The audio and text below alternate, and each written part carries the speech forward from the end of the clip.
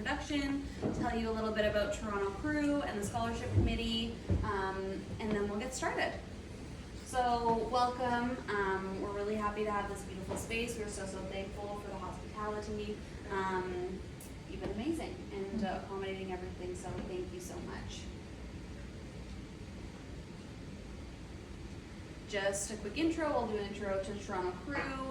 We will then pass it over to Sherry to do an introduction to Reina, tell us about the inspiration behind the project, and then Mahtab will start with our panel. So Toronto Crew launched in 1996. It's a division of Crew Network, which is a networking group that's based for women in commercial real estate. As we all know, I'm sure it's a really heavily male-dominated field, and having this group is just really supportive to help uplift women in the commercial real estate industry. The founding member of Toronto Crew, Danny Klumpner, is still really involved with the Scholarship Committee, and she has brought so many wonderful things to this group. So if anyone is interested in joining, we have some really amazing events. We do a yearly boat cruise. There was just a wine tasting a few weeks ago. They have had like lots of tours. We did the Old Dempster's Bread Factory downtown last year. Lots of really fun events. A yearly golf tournament. There's a mentorship program that's available for those who are under 10 years in their career in commercial real estate. And then there's also another mentorship program for those who are 15 plus years in commercial real estate. So yeah, it's a really great way to get started making your network in commercial real estate. It's been invaluable to me in my first few years in the industry. Some of you are here from scholarships, so thank you so much for coming out. We're really happy that you applied for the scholarships and are continuing to stay engaged. Others I've invited because they are able to apply for the scholarship that's coming up. We just opened up the applications, so you can look if you're qualified to apply and begin applying before February 18th, 2024 is the deadline, and we'll be reaching out to all the schools to pass out more information. So if you have any questions about that, please reach out to me, come chat with me, and connect on LinkedIn, wherever you can find me to ask questions.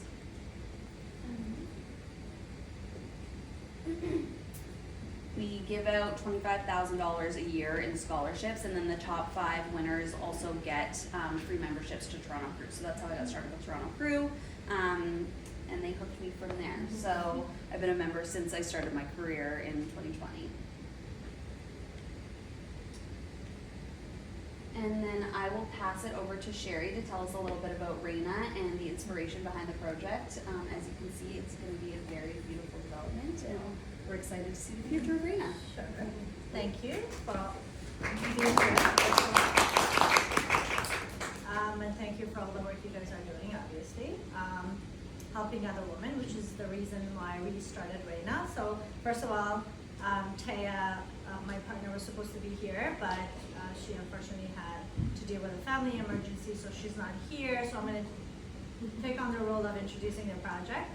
So Taya started in the industry many years before I did, and she's been involved in the industry as, you know, someone who was leading many projects. And she was reading an article in Toronto Life magazine. I think this story is something that many of you might know about, but we're going to repeat it anyways. So she read the article about these kings that are building our city. Well, where are the queens? We obviously asked, because, you know, being women in this industry, which is extremely male dominated, you do feel the pressure on you to sort of say, hey, we're here as well, and we're doing the work that you guys are doing, and we are your counterparts or your equals, and it doesn't always come easy. So when Taya read that, she automatically reacted by saying, hey, why don't we do a project where it's all female? And she called me because I was one of the only female developers or owners of a company that she knew, I think. But she will say that, you know, she did think of me, obviously. And we started to work on this project together. And it's interesting because we knew of so many women in the industry that were already leading projects or were doing absolutely amazing work that were working on all of our other projects. and they just were never showcased, right? So the people who were literally building your city were only these kings, and all the queens behind them that were leading the projects and actually making them happen, such as Emily and Jane that are sitting here, where one actually builds your project and one gets it actually approved, were sort of taken out of the equation. So this project was something where it allowed us to bring all of those strong women to the surface and say, hey, we're showcasing them. These are the women that are building your city. Mm-hmm. And that's how Reina started. So I've already said who I am. I'm Sherry Larjani. I own Spotlight Development, and I partnered with Taya to start the Reina project. And I'll let Emily and Jane introduce themselves quickly as well. Thanks everyone. Thanks Sherry for sharing that little tidbit. My name is Emily Reisman. I'm a planner by training, and I'm a partner with a firm called Urban Strategies. And we do planning and urban design. We're based here in Toronto, but do projects across Toronto, the GTA, the country, and internationally as well. And as Sherry described, our role in the project is to get the municipal approvals. We sort of start in on any given project as early as they'll have us in to help develop the concept, to say what is possible, what is appropriate on a site, and then take it through till that final stamp of approval comes from City Hall.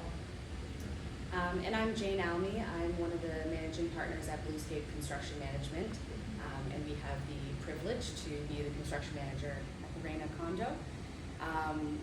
We mainly focus on mid-high-rise development construction in the residential industry, both mixed use and strictly residential, generally in the GTA.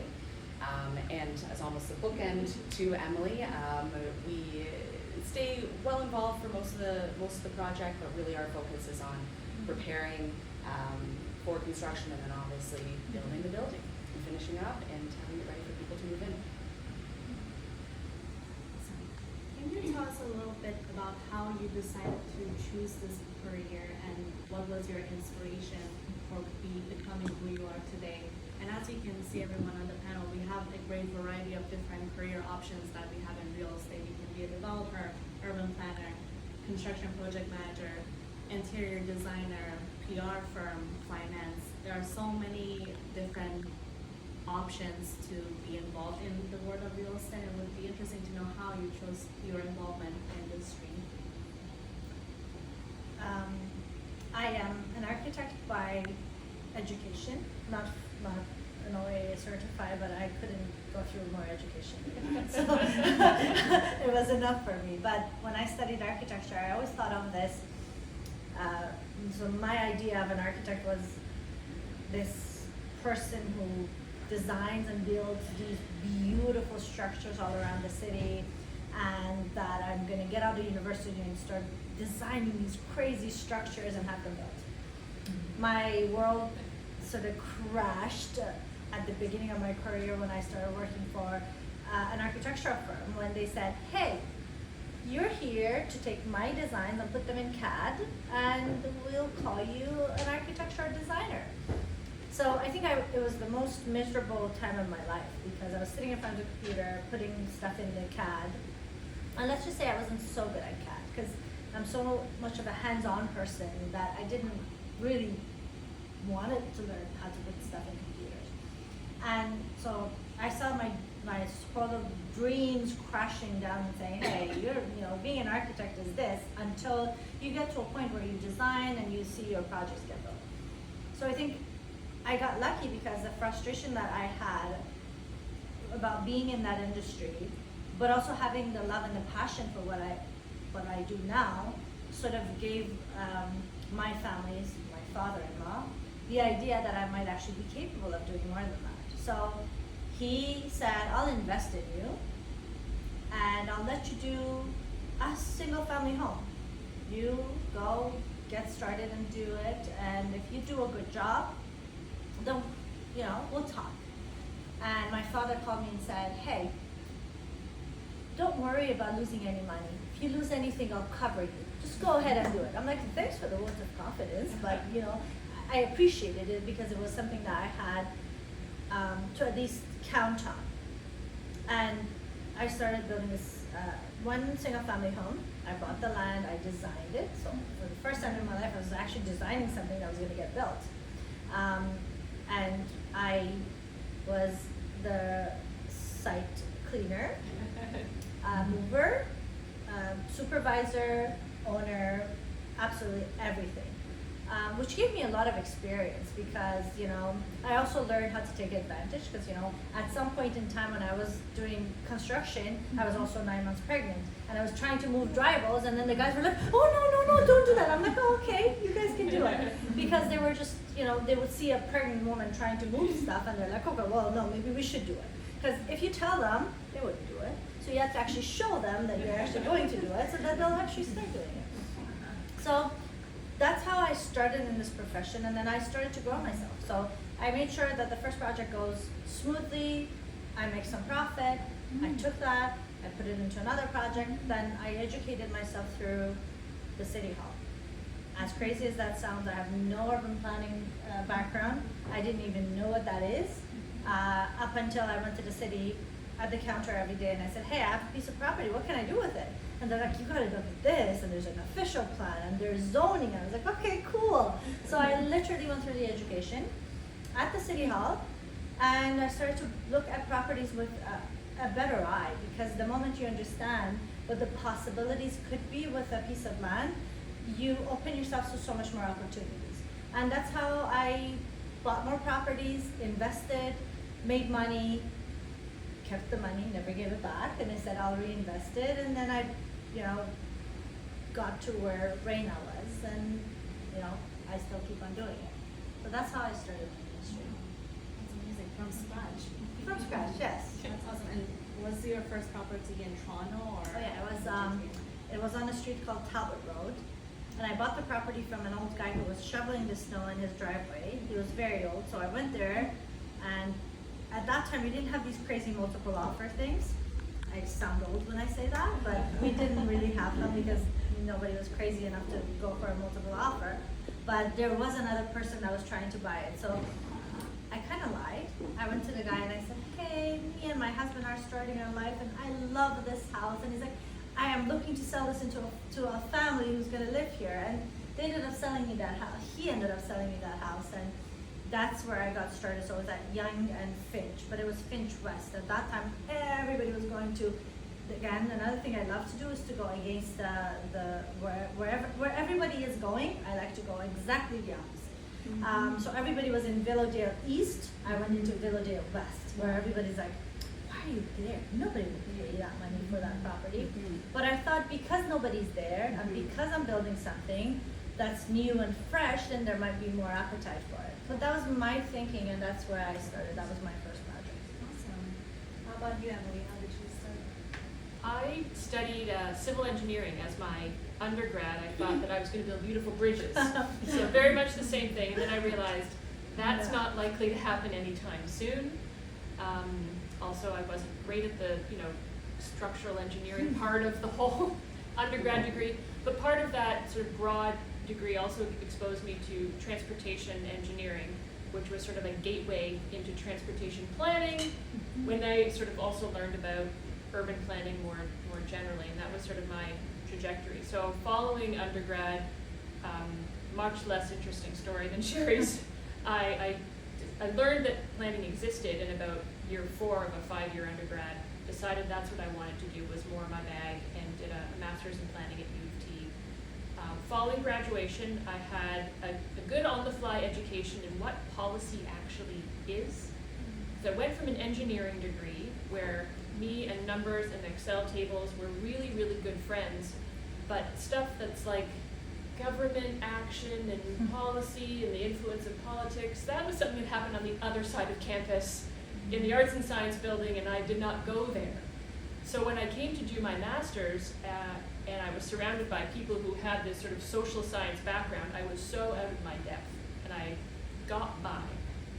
But then I took my first job out of school was actually at the Ministry of Municipal Affairs and Housing, not in the municipal planning department or branch, but in the branch that deals with the building code. So that was sort of an opportunity to marry both little bits of expertise that I might have had, or education rather, hardly expertise at that point, to understand a technical document like the building code through a policy lens and see how government works.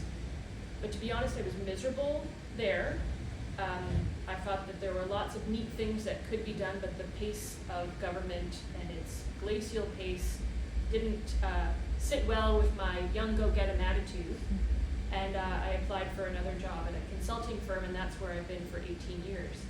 But nevertheless, that brief period, about a year that I spent at the Ministry of Municipal Affairs, did give me enough of a little bit of a window into how government functions that it has served me well to this day, to understand what they do, how policy is made, and all of the various influences on it, far more than I actually understood and learned through my master's education.